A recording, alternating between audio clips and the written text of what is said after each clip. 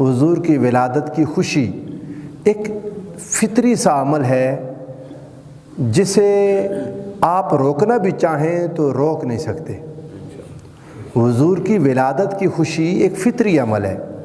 آپ کو جس سے محبت ہو، آپ کا جس سے تعلق ہو، آپ کی جس سے نسبت ہو، اس کی ولادت کا دن آئے تو یقیناً آپ کو خوشی ہوگی۔ اس کی ولادت کا ذکر آپ کو خوش کرے گا، اس کی آمد کا تذکرہ آپ کو خوش کرے گا۔ اب اس خوشی کو منانا کیسے ہے، اس پر بھی شریعت کے احکام اور قوانین موجود ہیں۔ بہت آسان ہے کہ انسان اس کو سمجھ لے کہ کیسے اس خوشی کو سیلیبریٹ کرنا ہے، مگر ہم سب سے پہلے اس مضمون کو قرآن مجید سے لیتے ہیں کہ اللہ پاک نے خوشی منانے کا کیا کانسیپٹ دیا ہے اپنے پاک کلام میں۔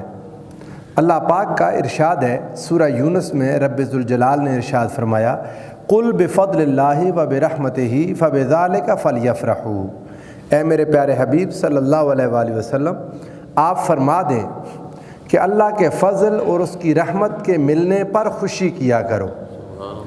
بفضل اللہ وبرحمتہ، اللہ کے فضل اور اس کی رحمت پر، فبذالک، اس پر تم کرو، فلیفرحوا، لازم ہے کہ خوشی مناؤ۔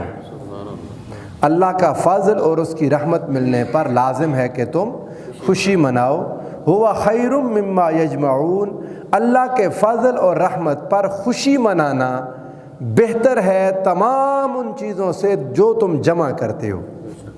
یہ آیت کریمہ قرآن مجید کی ہے۔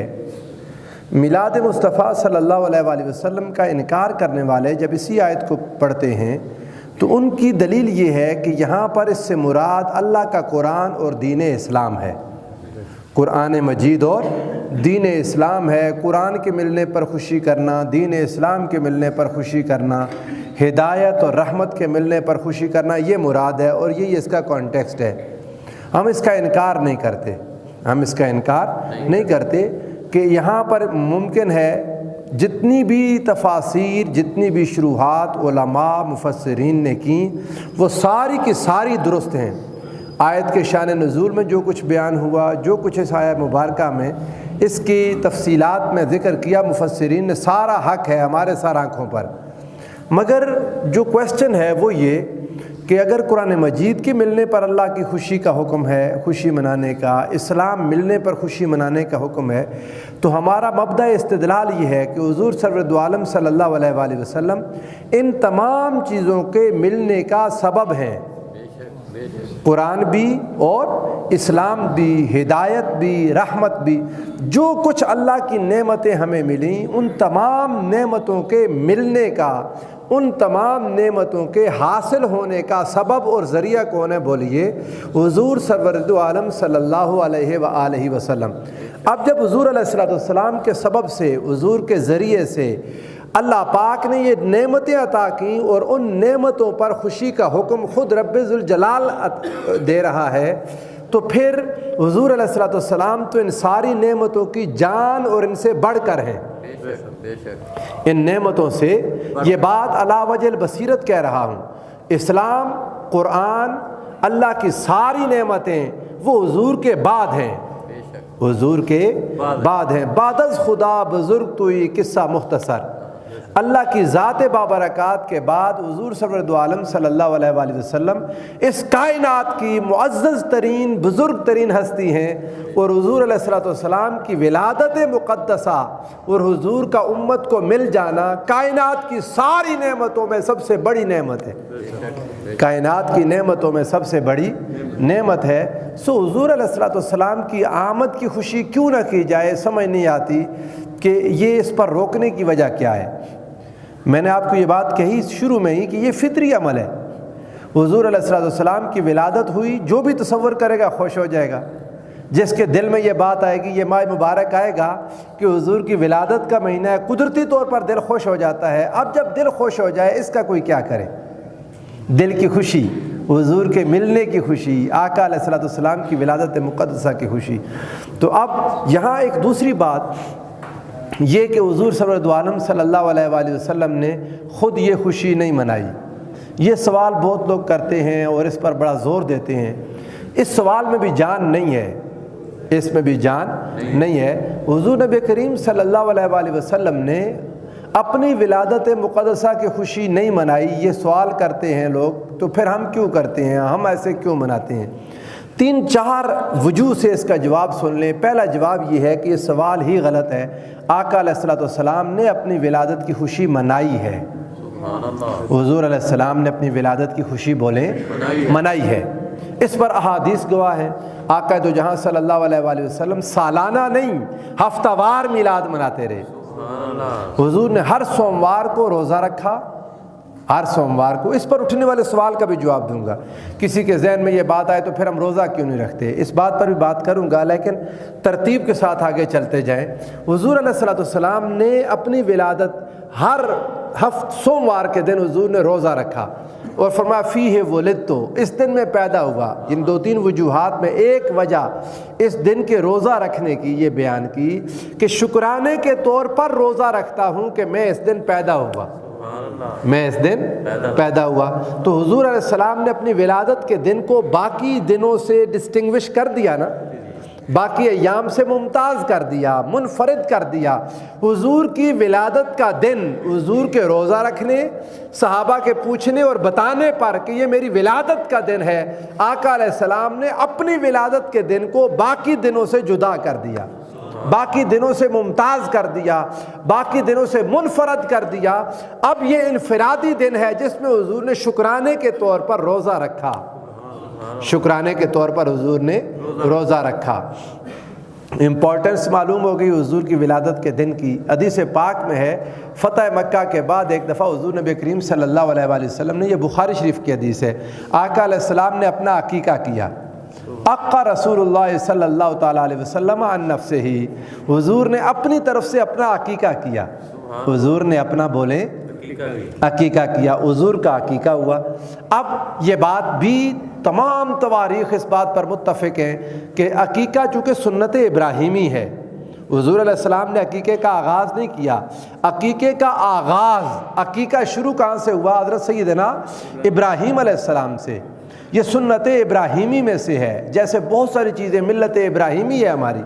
حضور علیہ السلام نے اتباع ملت ابراہیمی کی، تو سنت ابراہیمی تھی، حضرت ابراہیم علیہ السلام سے چلتی آ رہی تھی. مکہ کے لوگ اپنی اولادوں کا عقیقہ کرتے تھے. حضور سرور دو عالم صلی اللہ علیہ وآلہ وسلم کا عقیقہ بھی حضور کے دادا جان نے کیا تھا. حضور کا اپنا عقیقہ بھی حضور کے دادا جان بولے کر چکے تھے. تو اب حضور علیہ السلام نے دوبارہ عقیقہ کیوں کیا؟ ایک بات تو سمجھ لیں کہ عقیقہ کیا ہوتا ہے.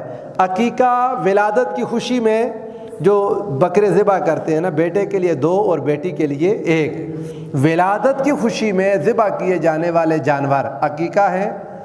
عید الاضحیٰ پر جو جانور ذبح کرتے ہیں وہ قربانی ہے.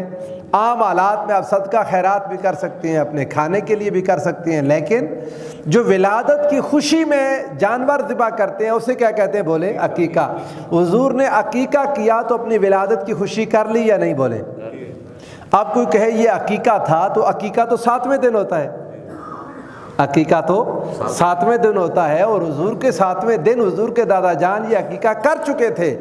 لا محالہ یہ بات ماننی پڑے گی کہ حضور نے اپنی ولادت کی خوشی کی تھی. حضور نے اپنی ولادت کی بولیں خوشی کی تھی. کوئی کہے تو پھر عقیقہ کا لفظ کیوں آیا؟ تو سن لیں، ولادت کی خوشی کا رواج نہیں تھا مکہ میں، مدینہ میں.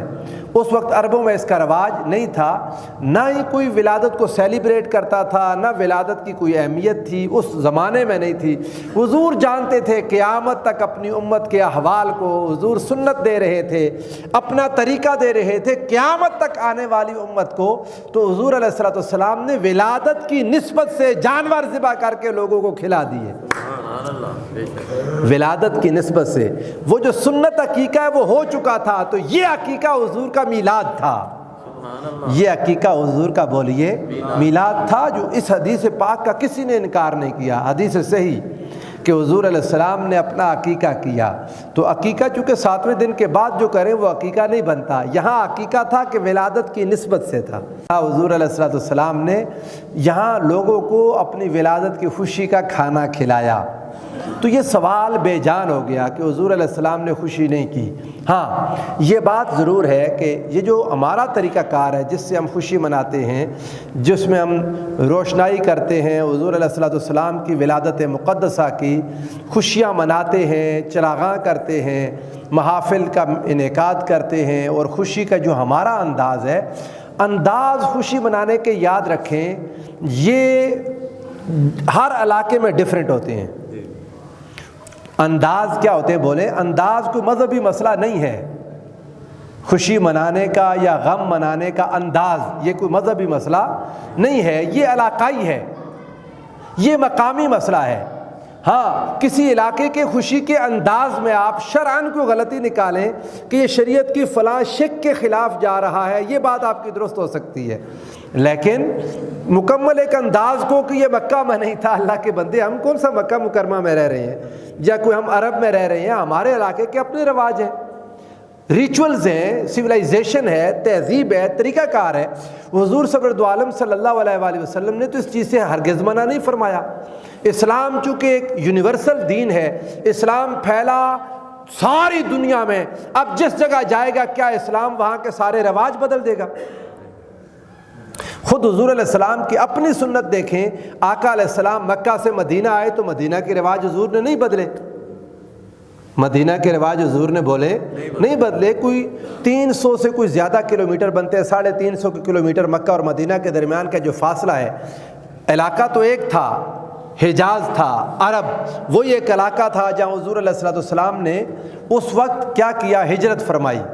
تو ہجرت کر کے جب مکہ سے مدینہ پہنچے، اتنے ایریے میں آپ کو پتہ ہے رسم و رواج بدل جاتے ہیں۔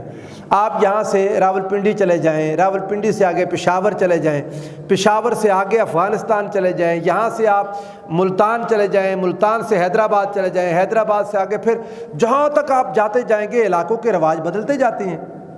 علاقوں کے رواج بولیے، شادی کے انداز، غمی کے انداز، طریقہ کار بدل جاتے ہیں۔ تو آپ سارے زمانے، سارے علاقے کو ان کے انداز، طور اطوار، رسم و رواج تو نہیں بدلائیں گے، رسم و رواج نہیں بدلیں گے۔ اس کی دلیل کہاں سے لی؟ حضور علیہ السلام نے مدینے میں آ کر مدینے والوں کے رسم و رواج نہیں بدلے، مدینہ والوں کے رسم و رواج حضور نے بولے نہیں بدلے۔ اگر حضور علیہ السلام بدلتے، مکہ میں بھی جو رسم و رواج شرعاً غلط تھے حضور کے آنے سے پہلے ان کو منع کیا۔ طواف کا مکہ کے لوگ پہلے سے کر رہے تھے، ننگا ہو کے کرتے تھے، جو کام غلط تھا وہ ختم کر دیا، ننگا ہو کے طواف کرنا، فرمایا لباس پہن کے طواف کرو۔ جو طریقہ کار حج میں غلط تھا، جو عبادت میں غلط تھا، جو لوگوں کے آپس کے تعلقات میں غلط تھا، اس کی غلطی بدلا کے حضور علیہ السلام نے اس کو درست کیا، لیکن جو باقی کے رسوم اور رواج، ان کے رہن سہن کے طریقے تھے، حضور علیہ السلام نے ان کو نہیں بدلا۔ حتیٰ کہ آپ کو مزے کی بات بتلاؤں، یہ جو خانہ کعبہ کا دروازہ ہے اونچا ہے نا کافی، آپ نے کعبہ کا دروازہ دیکھا کو 8 فٹ اونچا ہے، آپ کھڑے ہو جائیں ہاتھ اونچا کریں تو آپ کا ہاتھ اس کی نیچے والی جو دہلیز پر لگتا ہے، ایسا ہی ہے۔ اب حضور علیہ السلام کے زمانے میں بھی ایسا ہی تھا، اور حضور کا اپنا دل کرتا تھا کہ میں اس دروازے کو نیچے کر دوں، نہیں کیا۔ حضور کا اپنا دل کرتا تھا کہ اس دروازے کو نیچے کر دوں، لیکن حضور نے نیچے اٹھائے۔ حدیث پاک میں ہے اس کا تذکرہ، حضور علیہ السلام نے فرمایا سیدہ عائشہ صدیقہ سے، عائشہ میرا دل کرتا ہے کہ میں اس دروازے کو نیچے زمین کے برابر کر دوں اور پھر دوسری طرف سے ایک اور دروازہ نکالوں تاکہ لوگ اندر داخل ہوں، باہر نکلیں۔ یہ مکہ کے سرداروں نے اپنے لیے بنایا تھا کہ ہم صرف خاص الخاص لوگ اندر جائیں، ہر کوئی اندر نہ جا سکے۔ حضور علیہ السلام کا جو اپنا طریقہ تھا، آپ سمجھتے ہیں حضور علیہ السلام تو یہ پروٹوکول چاہتے ہی نہیں تھے، یہ VVIP کلچر حضور علیہ السلام کی سنت میں ہے ہی نہیں۔ اب حضور کا اپنا دل کرتا تھا کہ میں دروازہ نیچے کر دوں، لیکن فرمایا عائشہ تمہاری قوم میں فتنے کے ڈر سے میں نیچے نہیں کر رہا۔ حضور علیہ السلام نے دیکھا کوئی اتنی بڑی بات نہیں ہے جس سے اسلام کی کوئی چیز سنت خراب ہو رہی ہو، ایک نئی سنت قائم کر دی کہ لوگوں میں فتنے کے ڈر سے بعض اوقات جائز کام حضور نے چھوڑ دیا جس کو دل کر رہا تھا۔ بعد میں حضرت عبداللہ ابن زبیر رضی اللہ تعالیٰ عنہ نے حضور کی اس خواہش کو سنا، یہ حضرت عائشہ کے بھانجے تھے، انہوں نے دروازہ نیچے کر دیا تھا، لیکن پھر سلیمان بن عبد الملک نے جب حملہ کروایا حجاج بن یوسف کے ذریعے، حضرت عبداللہ ابن زبیر شہید ہوئے، دوبارہ سے نیا کعبہ تعمیر کر کے یہ جیسے بنا ہوا ہے پھر دروازہ اونچا کر دیا. انہوں نے کہا ابن زبیر نے بدعت کی تھی, ہم اس بدعت کو ختم کر رہے ہیں. تو سلیمان کو کسی نے بتلایا, علماء میں سے لوگ موجود تھے, انہوں نے کہا یہ تو حضور کی اپنی خواہش تھی, جو ابن زبیر نے کیا تھا حضور کی خواہش کے مطابق کیا تھا. تو سلیمان نے دوبارہ آرڈر جاری کیا کہ پھر سے چلو ویسے ہی کر دو جیسے ابن زبیر نے کیا تھا. لیکن اس وقت امام مالک رحمۃ اللہ تعالیٰ علیہ رضی اللہ تعالیٰ عنہ, آپ اور آپ کے قریب کے احباب جتنے بھی تھے علماء حجاز, علماء حرمین اکٹھے ہو گئے. آپ نے فرمایا کعبہ کو بازیچہ اطفال نہ بناؤ, بچوں کا کھلونا نہیں ہے کہ ہر کوئی بادشاہ آئے تو اپنی مرضی سے اونچا نیچا کرتا رہے, بس اب جیسے ایسے ہی رہے گا. تو میں اس پر غور کرتا ہوں تو کئی مسائل نکلتے ہیں. آپ سیرت کے اندر جو فقہ ہے, سیرت کی سمجھ بوجھ, ایک واقعہ نہیں ہوتا بس واقعہ پڑھا سبحان اللہ کہہ کے چل دیے. اس واقعے کے اندر غور کریں کیا کیا سبق امت کو ملا. اس ایک واقعہ کو دیکھ لیں. پہلا سبق کیا ملا اس سے کہ حضور علیہ السلام نے بعض اوقات جائز عمل جو اپنی خواہش تھی امت میں فتنہ پھیلنے کے ڈر سے نہیں کی. لوگ کہیں گے کہ دیکھیں حضرت ابراہیم علیہ السلام کے زمانے کا کعبہ تھا, انہوں نے شکل بدل دی, فتنہ پھیل جائے گا. حضور علیہ السلام اپنی خواہش مبارک کے سامنے ان لوگوں کے طریقے کو احترام دے دیا, پہلی چیز. دوسری چیز یہ کہ حضور نبی کریم صلی اللہ علیہ وآلہ وسلم نے یعنی فتنہ و فساد پھیلنے کو روکنے کے لیے یہ عمل مبارک فرمایا. دوسرا حضرت عبداللہ ابن زبیر نے اس پر جو کوشش کی, ایک عمل کیا سنت مصطفیٰ, حضور کی خواہش پتہ چلی تھی, خواہش مصطفیٰ کو پورا کرنے کی کوشش حضرت عبداللہ ابن زبیر نے کی. حالانکہ حضور کے دور میں اونچا دروازہ تھا, ابن زبیر نے نیچا کر دیا کہ حضور کی خواہش تھی, حضور کی خواہش تھی. جب دوبارہ اونچا کر دیا انہوں نے دروازہ اور پھر نیچا کرنے کا ارادہ کیا تو امام مالک نے فرما دیا رک جاؤ. اس سے یہ بات پتہ چلی کہ اللہ پاک نے حضور علیہ السلام کی اس خواہش کو بھی ایک بار پورا کر دیا جو حضور کی خواہش تھی, لیکن کعبہ کو ویسے ہی چھوڑا جیسے حضور نے دیکھا تھا, جیسے حضور نے دیکھا تھا. اب حضور کی خواہش تھی وہ ایک بار پوری کروا دی امت کے ہاتھوں, لیکن چونکہ آقا نے ایسے ہی دیکھا تھا کعبہ کو, اللہ نے چاہا قیامت تک امت ایسے ہی دیکھتی رہے. تو اس کے اندر کئی اور آپ کو اسباق مل سکتے ہیں اس واقعہ میں. تو جو ہم دیکھنا چاہتے ہیں کہ وہ علاقائی رواج کو حضور علیہ السلام نہیں چھیڑتے تھے انٹل انلیس کہ وہ دین کی کسی تعلیمات کے خلاف جا رہا ہو. حضور علیہ السلام جب مدینہ منورہ میں آئے, آپ یہاں پر دیکھیں تو یہود اور نصارہ 10 محرم کا روزہ رکھتے تھے.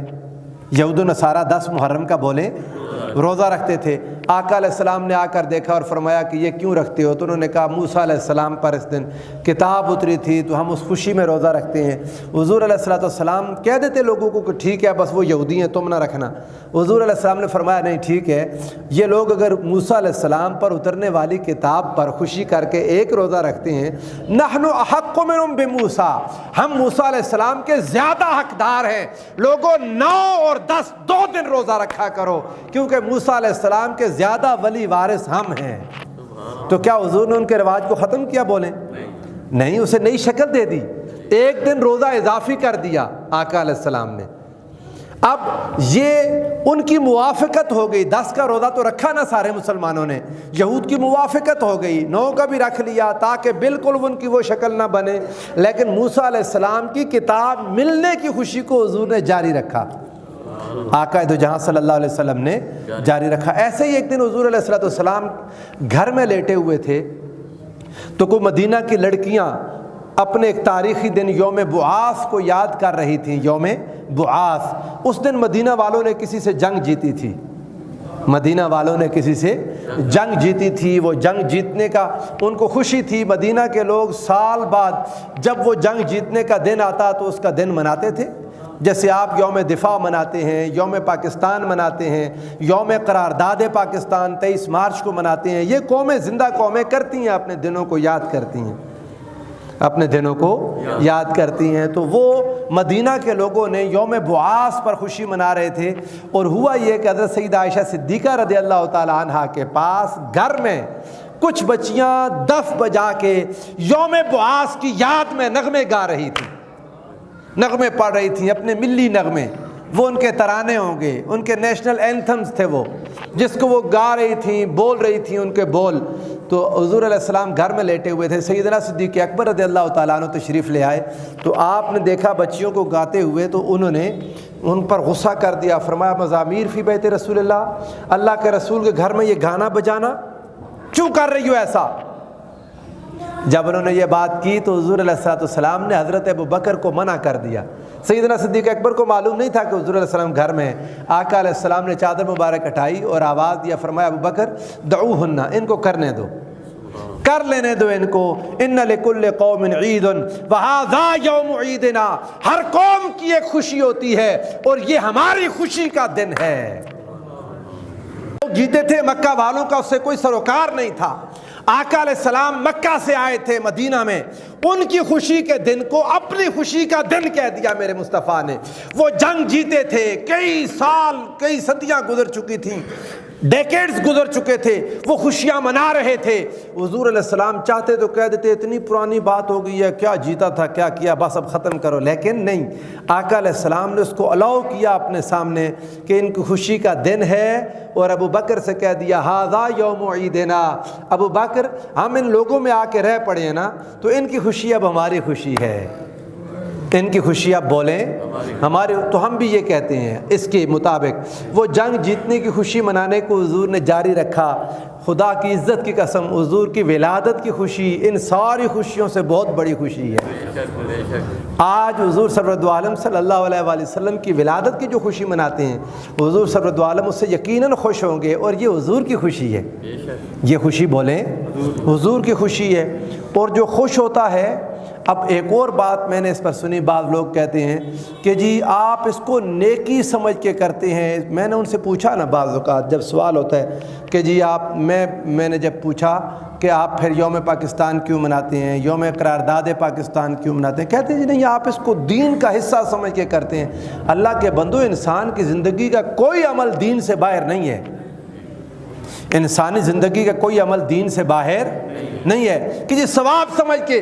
زندگی میں کوئی کام ایسا نہیں ہے انسان کا جو ثواب یا عذاب سے خالی ہو، یا وہ کام ثواب ہوگا یا گناہ ہوگا، یا ثواب کا کام ہے یا عذاب کا کام ہے۔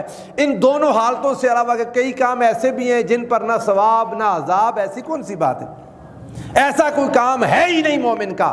اگر یا تو اس کا ثواب ہوگا جب نیت میں دین مصطفیٰ اور حضور کی سنت ہوگی، اور یا وہ گناہ ہوگا اگر اس سے مراد اس نے کوئی ریاکاری کر لی یا غلط کاری یا برا عمل کرے گا۔ عمل اٹ سیلف غلط ہوا یا نیت غلط ہوئی تو گناہ ہوگا، عمل اٹ سیلف اچھا اور نیت اچھی تو اس پر ثواب ہوگا، اس پر بولے۔ ایسا کوئی عمل ہے ہی نہیں انسان کی زندگی میں جس پر نہ ثواب ہو نہ عذاب ہو کہ جی آپ اسے ثواب سمجھ کے کرتے ہیں۔ اللہ کے بندے، ثواب ہے۔ اب آپ دیکھیں میلاد میں ہوتا کیا ہے، آپ میلاد کو الگ الگ کر لیں، بائی پارٹس دیکھ لیں، میلاد میں غلطی کیا ہے۔ میلاد میں اجتماع کرتے ہیں تو اجتماع کرنا غلط ہے، بولیں مسلمان جمع ہوں کسی بھی خوشی کے کام میں، غمی میں، خوشی میں، جمعہ کے دن میں، عید کے دن میں، نماز کے لیے، باہر کہیں ویلفیئر کے لیے مسلمانوں کا اکٹھا ہونا غلط نہیں ہے، بشرطے کہ وہ اللہ اور اس کے رسول کی یاد کے لیے اکٹھے ہوں۔ مسلمان جب اکٹھے ہوتے ہیں، اکٹھے ہو کے تلاوت ہوتی ہے محفل میلاد میں، کیا یہ تلاوت غلط ہے؟ تلاوت کے بعد محافل میلاد میں نعتیں پڑھی جاتی ہیں، 1 2 4 10 15 نعتیں ہوتی ہیں، ان نعتوں میں حضور کا تذکرہ ہوتا ہے، ان میں حضور کی زلفوں کی بات ہے، ان میں حضور کی آنکھوں کی بات، ان میں حضور کے سینے کی بات، اس میں حضور کے حسن کی بات، اس میں حضور کے فضائل کا ذکر، حضور کے خصائل کا ذکر، حضور کے شمائل کا ذکر، میرے مصطفیٰ کی باتیں ہیں۔ یہ نعتیں پڑھنا، ان میں کون سی غلطی ہے؟ یہ تو مصطفیٰ خود سنتے تھے، یہ نعتیں تو حضور بولیں خود سنتے تھے، حضرت حسان بن ثابت سے سنتے تھے۔ حضور علیہ السلام کی نعتیں حضور کے چچا حضرت ابو طالب پڑھتے تھے، اور میرے مصطفیٰ کو جب یاد آتی تو پھر مولا علی شیر خدا سے کہہ کے سنتے تھے، وہ حضرت ابو طالب کی نعت سنا دو جو انہوں نے میرے بچپن میں بولی تھی، وَأَبْيَضُ يُسْتَسْقَى الْغَمَامُ بِوَجْهِهِ سِمَالُ الْيَتَامَى عِصْمَةٌ لِلْأَرَامِلِ۔ ارے یہ نعتیں خود مصطفیٰ سنتے تھے، آج ہم سنیں تو غلط کیسے؟ پھر نعتوں کے بعد کوئی بیان ہو جاتا ہے جس میں حضور کی ولادت کے تذکرے ہوتے ہیں، حضور کے میلاد پاک کا بیان ہوتا ہے، حضور کی والدہ ماجدہ کا ذکر آتا ہے، حضور کے والدین کا ذکر ہوتا ہے، حضور کے دادا جان کا ذکر ہوتا ہے، حضور کے شہر مکہ کی باتیں ہوتی ہیں، حضور کی ہجرت کی باتیں ہوتی ہیں، حضور کی دائی حلیمہ کی باتیں ہوتی ہیں، حضور علیہ السلام کا بچپن کا بیان، حضور کی ولادت کے معجزات کا بیان۔ ان میں کون سی چیز غلط ہے جس کو آپ روکنا چاہتے ہیں؟ آپ میلاد کو سارا اکٹھا کر لیں، سارے میلاد کو، اس میں کوئی بات نہیں ملے گی جو آپ کو غلط ملے۔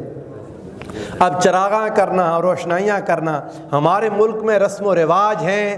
ہم یوم پاکستان پر چراغاں کرتے ہیں، یوم پاکستان پر ہم اپنے بچوں کی شادیوں پر چراغاں کرتے ہیں، ہم اپنے بچوں کے برڈیز پر چراغاں کرتے ہیں، جائز عمل ہے۔ خوشی اما بنعمت ربک فحدث، اللہ نے حکم دیا جب تم پر خدا کی نعمت ہو تو اس کا چرچا کیا کرو۔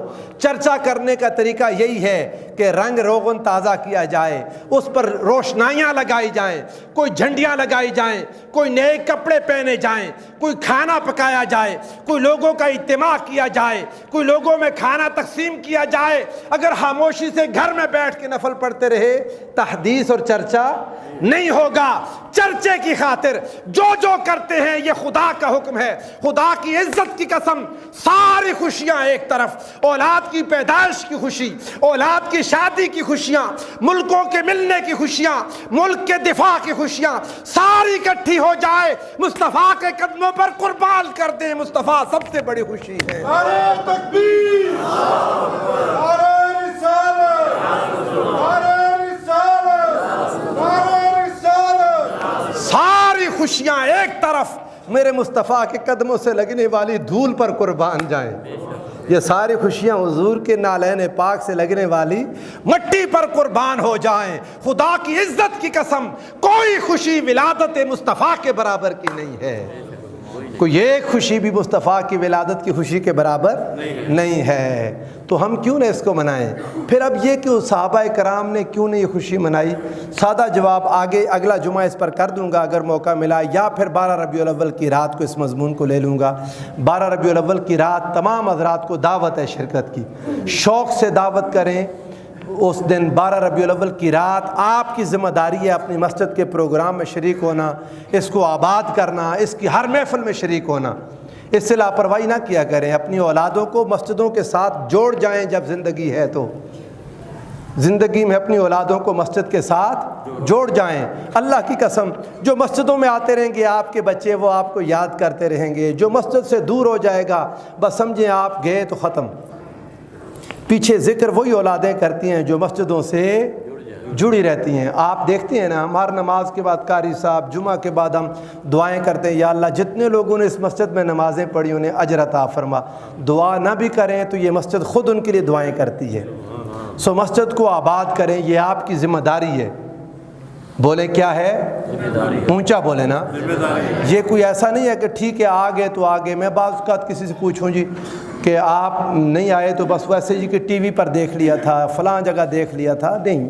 مسجد کا پروگرام آپ کا یہ کو 11 ساڑھے 11 بجے ختم ہو جاتا ہے، اس کے بعد آپ نے داتا صاحب جانا ہے، مینار پاکستان عالمی میلاد کانفرنس میں جانا ہے، یا کوئی اور اپنے پیر صاحب مرشد کے پاس جانا ہے، کہیں بھی جانا ہے آپ نے، آپ اپنا پروگرام مکمل کر کے چلے جائیں۔ جو بڑے پروگرام ہیں وہ لیٹ نائٹ پوری رات کے ہوتے ہیں، مگر اپنی مسجد کے پروگرام کو پورا کیا کریں، اس میں شرکت کریں، اپنے بچوں کو لائیں، اپنے نوجوانوں کو لائیں، اپنے گھر والوں کو اس کے بارے میں بتلائیں تاکہ وہ اس سے ان کی یاد تازہ ہوگی، مسجد کے ساتھ رشتہ اور تعلق مضبوط ہوگا۔ تو انشاءاللہ اس کو میں اس میں تفصیل سے بیان کر دوں گا، لیکن مختصر جواب یہی ہے کہ رواج نہیں تھا۔ رواج بولے نا، رواج نہیں تھا۔ مکہ میں، مدینہ میں، عربوں میں ولادت کی خوشی منانے کا رواج نہیں تھا، پہلا جواب۔ دوسرا یہ کہ حضور کے ساتھ صحابہ کرام جد و جہد میں لگے رہے، دین کے غلبے کی جد و جہد، دین کے غلبے کی جد و جہد میں لگے تھے، جنگیں تھیں۔ مکہ میں جب تک تھے تو حضور کے ساتھ چند افراد تھے، اور وہ بیچارے صحابہ کرام حضور کے ساتھی غریب مسکین محتاج، وہ تو ایمان چھپاتے پھرتے تھے، وہاں تو خوشی منانے کا کوئی تصور سوال نہیں بنتا۔ مدینے میں فتح مکہ ہو گئی، جب حضور علیہ الصلوۃ والسلام نے مکہ کو جب فتح کر لیا، پہلے مدینے کا شروع کا دور بھی مدنی دور، کبھی بدر تھا، احد تھا، حنین تھا، خندق تھا، جنگیں تھیں، غزوات تھے، شہادتیں تھیں، جد و جہد تھی، سٹرگل تھی۔ جب حضور علیہ السلام نے مکہ فتح کر لیا، فتح مکہ کے بعد پھر قریب قریب کے علاقوں کی طرف فوجیں بھیجنا، لوگوں کو بھیجنا، ابھی اپنے پاؤں پر کھڑے نہیں ہوئے تھے صحابہ، حضور وصال فرما گئے۔ اپنے پاؤں پہ کھڑے بولے نہیں ہوئے تھے، حضور وصال فرما گئے، حضور وصال۔ اب انہیں صحابہ کو حضور کی جدائی کا غم تھا، صحابہ کو حضور کی جدائی کا بولیے غم تھا، اور ان کا غم جینون تھا۔ ان کے ساتھ تھے حضور، ہر نماز میں آتے، حضور کی زیارت کرتے، کوئی غم ہوتا، کوئی دکھ ہوتا، کوئی پریشانی ہوتی، حضور کے پاس آ جاتے، میرے مصطفیٰ حل کر دیتے۔ دکھوں میں غموں میں چہرہ مصطفیٰ دیکھتے، ان کے غم دور ہو جاتے۔ حضور کے عاشق تھے، محب تھے، مصطفیٰ کی مجلس میں بیٹھتے تھے، اللہ کا شکر ادا کرتے، حضور کے ہونے پر، حضور کی نعمت پر اللہ کے شکرانے ادا کرتے۔ حضور علیہ السلام جب پردہ فرما گئے تو صحابہ کی دنیا اندھیر ہو گئی، صحابہ کی دنیا اندھیر ہو گئی، اندھیر ہو گئی۔ اب وہ ہر وقت حضور کی یاد میں روتے تھے، ان کی سمجھ آتی ہے۔ صحابہ کو روتا تابعین نے دیکھا، وہ روتے تھے تابعین، لیکن تابعین میں اتنا زیادہ نہیں تھا غم جو صحابہ میں تھا۔ صحابہ نے خود دیکھا تھا، تابعین کا دکھ تھا مگر انہوں نے دیکھا ہی نہیں تھا، ان کا غم بولیں تھوڑا تھا۔ ایسے ہوتا ہے یا نہیں ہوتا؟ بولے نا، ایسا ہی ہوتا ہے، جس نے نہیں دیکھا اس کا غم تھوڑا ہوتا ہے۔ آگے تب وہ تابعین آئے، ان کا غم اور تھوڑا تھا، اس سے اگلی نسل آئی، ان کا غم اور تھوڑا بلکہ ختم ہو گیا۔ آہستہ آہستہ یوں ہوا، وصال کا غم دب گیا، میلاد کی خوشی غالب آ گئی۔ میلاد کی خوشی بولیں آغاز کے ابتدائی سالوں میں ہی غالب آ گئی، ابتدائی صدیوں میں، اور پھر وہ میلاد کی خوشی آئے دن بڑھتی جا رہی ہے۔ وصال کا غم نہیں اس لیے کہ حضور کو ہم نے دیکھا نہیں، اور پھر غم کریں کیوں، ہمارے مصطفیٰ تو آج بھی زندہ ہے۔ آقا تکبیر، نعرہ رسالت، نعرہ رسالت۔ تو اب انشاءاللہ اس پر آئندہ جمعۃ المبارک کو اور 12 ربیع الاول کی رات کو تفصیلی دلائل دوں گا۔ اللہ ہم سب کے حال پر رحم فرمائے۔ وما علیہ الا البلاغ۔